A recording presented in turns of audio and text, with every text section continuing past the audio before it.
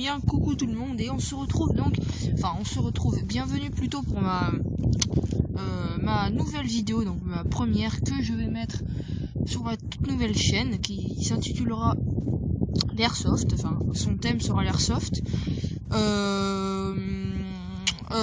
Donc je sais pas encore comment elle s'intitule parce que je prends la vidéo avant d'avoir créé la chaîne. Donc voilà, aujourd'hui je vais vous faire la review de mon petit M4A1 de chez Dragon Gun. Donc c'est pas une marque fréquente. Voilà, Dragon Gun, c'est ça.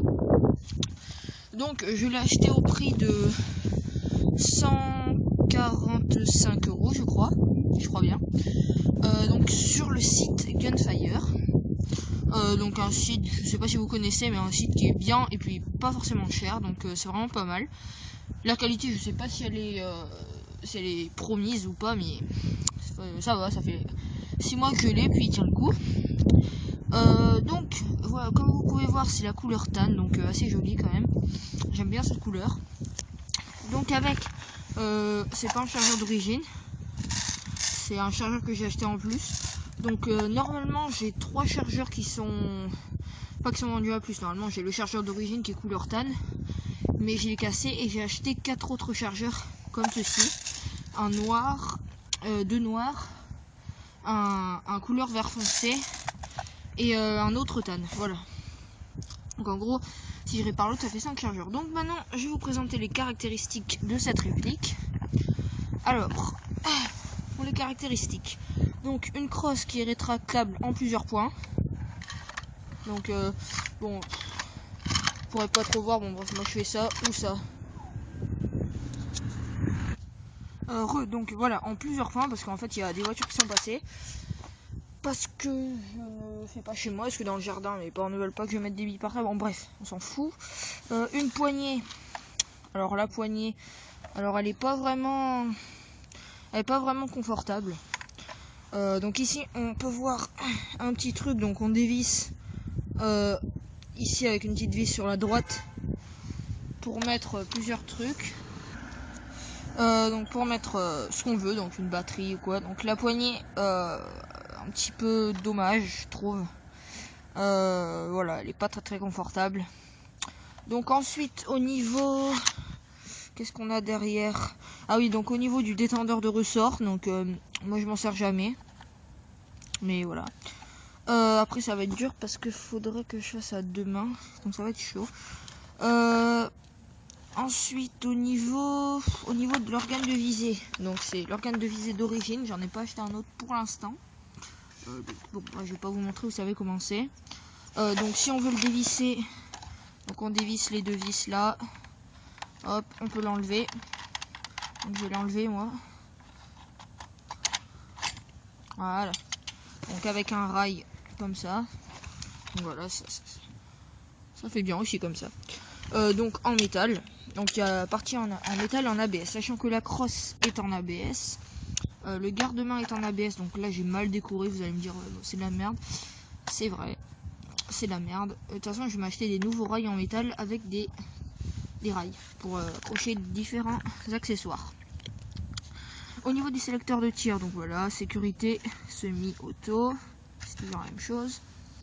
Au niveau du hop-up, donc le hop-up, voilà, c'est là que j'allais dire que c'est un peu dommage. Donc ici, donc ça arrive sur énormément d'M4, je trouve, d'M4 ou autre, que ici, ça ne se ferme presque jamais, c'est vraiment très chiant. Voilà, c'est vraiment très pénible, à chaque fois ça fait ça avec le petit bouton blanc.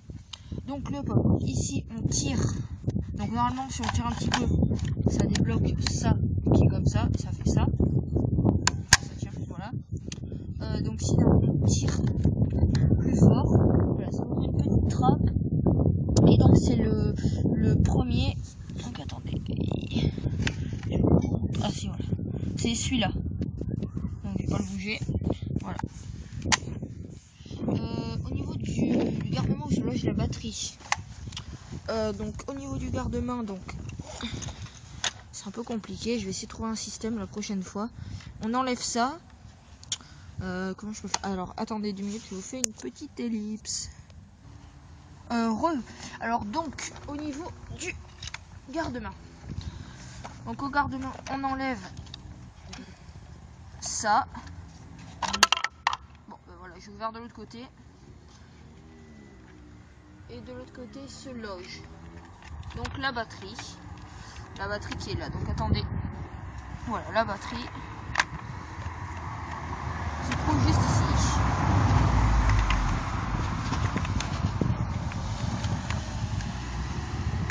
Désolé pour la voiture. Donc voilà, une fois qu'on a fait ça, on remet. Alors voilà. Au niveau de, je crois qu'on a tout fait. Au niveau du chargeur, alors un chargeur de 300 billes en métal. Donc toujours la petite la trappe, la molette. Donc voilà, je ne pas facilement. Donc voilà. Je crois que j'ai fait à peu près le tour. On va pas passer au test de tir parce qu'aujourd'hui il y a beaucoup de vent. Vous entendez peut-être pas. Je sais pas, donc on va passer juste, je vais vous montrer. Bon, alors par contre le problème, donc j'avais oublié de dire, c'est une batterie de 9,6 volts. La longueur du canon, etc. Je sais pas, je sais plus parce que la notice je l'ai laissée, je sais pas, bon bref. Oui, donc sinon pour enlever le chargeur, j'avais oublié, c'est ce petit bouton là. Donc voilà. Évidemment il y a des picombes, voilà. Le petit bouton là. Hop. Alors, on va tout de suite passer en semi. Donc voilà, le semi. Donc sinon, j'avais oublié, elle a une portée de environ 50 à 55 mètres, donc une très bonne portée. Franchement, c'est super bien. Ensuite, ils ont elle a une puissance de 435 fps. Alors en joules, ça représente peut-être 1,7. Bon, alors regardez le semi.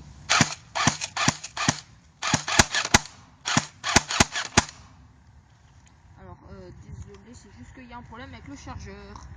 Donc attendez, je vous fais une petite ellipse, à tout de suite. Donc voilà, alors on reprend pour le semi.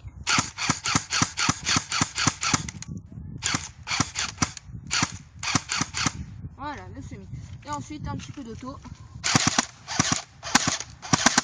Alors, en fait, il y a le seul truc, c'est qu'en fait, j'ai pas assez remonté la molette et surtout que j'ai pas rempli les chargeurs, j'ai mis la moitié. Donc on va un petit peu augmenter la molette. Voilà.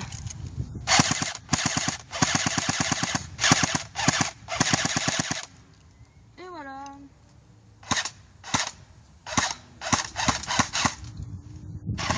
Je t'essaie juste un truc.